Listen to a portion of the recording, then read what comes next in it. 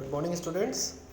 In our last class, we have read up to a particular paragraph where in the last scene we have read that whenever the writer meets with Mr. Gessler,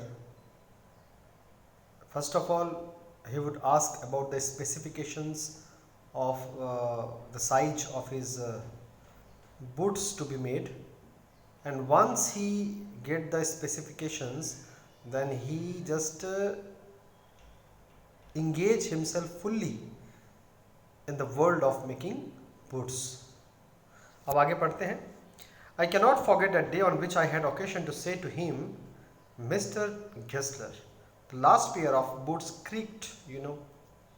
He looked at me for a time without replying, as if expecting me to withdraw or qualify the statement, then said, I would, it should not have creaked. It did, I am afraid. You got them wet before they found themselves. I don't think so. At that, he lowered his eyes as if hunting for memory of those boots, and I felt sorry I had mentioned this grave thing. Send them back, he said. I will look at them. Some boots, he continued slowly, are bad from birth, and if I can do nothing with them, I take them off your bill. Once only I went absent-mindedly into his shop in a pair of boots bought in an emergency at some large firm. He took my order without showing me any leather, and I could feel his eyes penetrating the inferior covering of my foot. At last he said, thus are not my boots. तो यहाँ पर student जहाँ जहाँ D आया है मैंने आपको पहले भी बताया, उसका मतलब टी होगा और Z का मतलब S है. तो यहाँ पर कुछ थोड़ी सी जर्मन इंटोनेशन के वर्ड्स दिए हुए हैं यहाँ पे.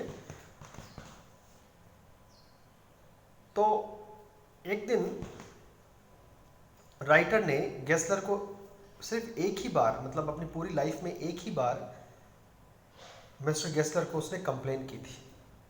उसने कहा था कि आपने जो पेयर ऑफ बूट्स बना के दिया था वो क्रिक करता है, यानी कहीं पर चुभता है और अच्छी क्वालिटी का लेदर वो नहीं है. ये सुनने पर उनकी आंखें फटी की फटी रह गई, क्योंकि उनके द्वारा बनाए गए बूट्स तो लाजवाब होते थे. ये उनको अपने ऊपर खुद पर कॉन्फिडेंस था. स्टूडेंट्स, जिन लोगों को अपने ऊपर कॉन्फिडेंस होता है कि हाँ मैं ये काम कर लूँगा, या किसी काम में कोई आदमी अगर एक्सपर्ट होता है और उसमें अगर कोई कमियां निकाली जाती है तो फिर क्या होता है, ये बहुत मुश्किल होता है किसी भी आदमी के लिए, उस मास्टर के लिए अपनी गलती को स्वीकारना जो आम तौर पर गलती ना करता हो. तो उनकी आंखें फटी की फटी रह गई और उन्होंने कहा कि बूट्स तो क्रिक नहीं होने चाहिए. राइटर ने कहा नहीं हुए हैं. तब उन्होंने काफ़ी सोचने के बाद ये कहा कि ठीक है, वो मुझे वापस भेज दीजिए, मैं उन्हें देखूंगा और अगर वो अच्छे नहीं हुए तो मैं आपके बिल से वो पैसे माइनस कर दूंगा. एक बार ऐसा भी हुआ था कि जो राइटर है वो किसी दूसरी बड़ी फर्म से, एक्चुअली वो हमेशा उसी जूते की दुकान से जूते बनवाया करते थे हमेशा, लेकिन एक बार किसी जल्दीबाजी में कहीं कोई इमरजेंसी होगा और उन्हें पता है कि अगर मैं वहाँ ऑर्डर दिया तो मुझे 10 से 15 दिन लगेंगे पाने में जूते, और उन्हें कोई इमरजेंसी में कोई जूते कभी चाहिए होंगे. तो एक बार उन्होंने जूते बड़ी दुकान से, यानी बड़े किसी ब्रांड के खरीद लिए थे और उन्हें पहन करके वो उनकी दुकान में भी आ गए थे. राइटर को लगा कि शायद मिस्टर गेस्लर उन्हें नोटिस नहीं करेंगे, लेकिन उन्होंने किया और कहा ये तो मेरे जूते नहीं हैं. The tone was not out of one of anger, nor of sorrow, not even of contempt, but there was in it something quite that froze the blood. He put his hand down and pressed his finger on the place where the left boot was not quite comfortable. It hurts you there, he said. Those big firms have no self-respect. And then if something had given away within him, He spoke long and bitterly. It was the only time I ever heard him discuss the conditions and hardships of his trade. They get it all, he said. They get it by advertisement, not by work. They take it away from us who loaf our boots. It comes to this. Presently, I have no work. Every year it gets less. You will see. And looking at his lined face, I saw things I had never noticed before. Bitter things and bitter struggle. And what a lot of grey hairs there seemed suddenly in his red beard. ये paragraph थोड़ा सा दुख का है students. तो जब Gessler ने पूछा कि ये तो मेरे बुट्स नहीं है, तो राइटर को बोलना ही पड़ा कि हाँ ये तो मैं कहीं जल्दीबाजी में ले लिया था। राइटर ने नोटिस किया कि गेस्लर के कहे हुए शब्द न तो गुस्से के थे, न दुख के थे, न ही संतुष्टि के थे, बल्कि वो कुछ अजीब से शब्द थे। राइटर को वो बुट लेफ्ट लेग में कहीं चुभ रहा था, तो उस दिशा को उस स्थान को उठाते हुए राइटर ने जब अपने जूते दिखाए तो न जाने कैसे अपनी पारखी नज़रों से गेस्लर समझ गए कि उन्हें किसी पर्टिकुलर स्थान पर ये जूते चुभ सकते हैं। उन्होंने एक अंदाज़ा लगाया और कहा कि उस जगह तुम्हें ये जूते शायद चुभते हैं। बड़े बड़े फर्म्स की कोई सेल्फ रिस्पेक्ट नहीं होती है, कोई सेल्फ रिस्पेक्ट नहीं होती है। उन्होंने बहुत ही कड़वे अंदाज में ये बात कही। फिर धीरे धीरे उन्होंने ये भी बताया कि किस प्रकार से उनका जो ट्रेड है या जो प्रोफेशन है वो धीरे धीरे कम होता चला जा रहा है, धीरे धीरे दिक्कतें उसमें बढ़ती जा रही हैं। उन्होंने कहा कि वो लोग इसको एडवर्टाइजमेंट के द्वारा प्राप्त करते हैं, काम के द्वारा नहीं। काम तो कम करते हैं वो, एडवर्टाइजमेंट ज़्यादा करते हैं। पूंजीपति जो होते हैं, जो कैपिटलिस्ट्स होते हैं, वो वर्क भले ही कम करे, लेकिन वो एडवर्टाइजमेंट इस ढंग से करते हैं कि छोटे छोटे जो कारीगर है मेरी तरह यानी गेस्लर की तरह, वो लगातार उनके हाथ से काम छीनते रहते हैं। हर साल काम मेरे से कम, लगातार कम और कम होते चला जा रहा है। अभी एट प्रेजेंट मेरे पास तो कोई काम है ही नहीं।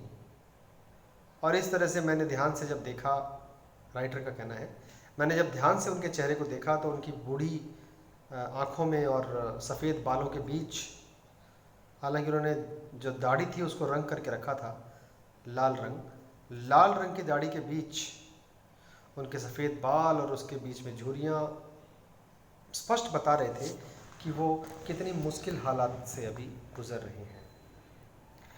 As best I could, I explained the circumstances of those ill-omened boots, but his face and voice made so deep an impression that during the next few minutes I ordered many beers. They lasted longer than ever, and I was not able to go to him for nearly 2 years. It was many months before my next visit to his shop. This time it appeared to be his elder brother, handling a piece of leather. Well, Mr. Gessler, I said, how are you? He came close and peered at me.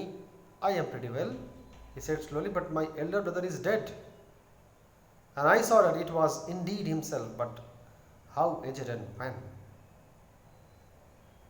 And never before had I heard him mention his brother. Much shocked, I murmured, oh, I'm sorry. तो students, आगे की घटना क्या होती है? Writer ने भी उस बड़े फर्म के जूते की शिकायत ही की और राइटर गेस्लर की बातों से यह समझ गया कि वो कितना दुखी है, इसलिए उन्होंने ना चाहते हुए भी कई सारे बूट ऑर्डर कर दिए। बहुत सारे बूट्स उन्होंने ऑर्डर कर दिए और उन्होंने सारे जूते 10 से 15 दिन में बना के दे भी दिए। इस बार इतने लाजवाब जूते उन्होंने बनाए थे जो लगभग 2 सालों तक चले, उनमें कोई दिक्कत नहीं आई। ठीक 2 साल तक, लगभग 2 साल तक राइटर को ज़रूरत ही नहीं पड़ी कि राइटर उनके दुकान में जाएंगे।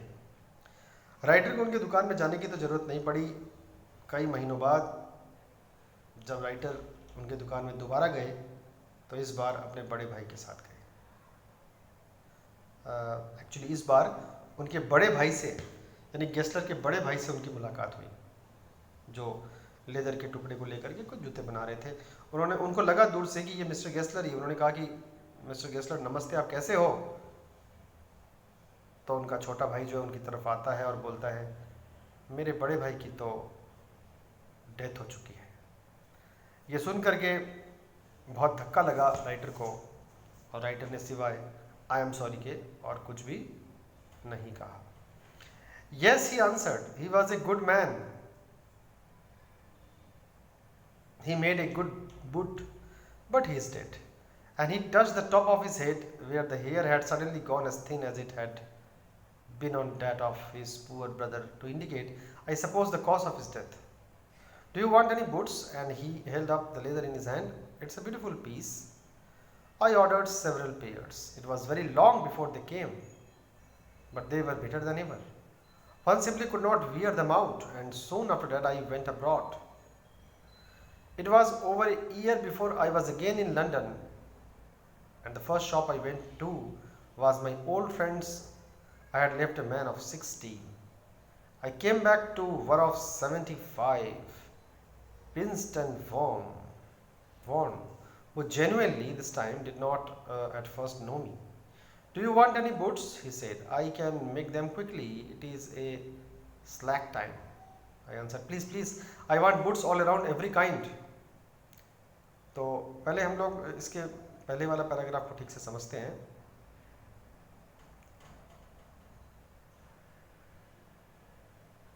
ये जो बात कही गई थी, but my elder brother is dead, इसमें बड़े भाई जो है गेस्लर नहीं थे, बड़े भाई गेस्लर के बड़े भाई थे। गेस्लर एक्चुअली छोटे भाई का, गेस्लर नाम से जो प्रचलित है, जो इस कहानी का नायक है, वो छोटा भाई है। गेस्लर ने ही कहा था कि मेरे बड़े भाई की मौत हो चुकी है। ये सुनकर के राइटर ने सॉरी कहा। उसके बाद गेस्लर ने अपने बड़े भाई के बारे में कहा कि वो एक अच्छे इंसान थे, अच्छा जूते बनाते थे, और इस तरह से बोलते हुए उन्होंने अपने सर के बालों पर उंगलियां फिराई। उससे ये पता चला कि उनके बाल सर के कितने पतले हो चुके हैं। उन्होंने कहा, वो ये बताना चाह रहे थे अपने सर के बालों पर हाथ फेर करके कि मैं भी बूढ़ा हो चला हूँ और मेरे भाई की, बड़े भाई की मौत भी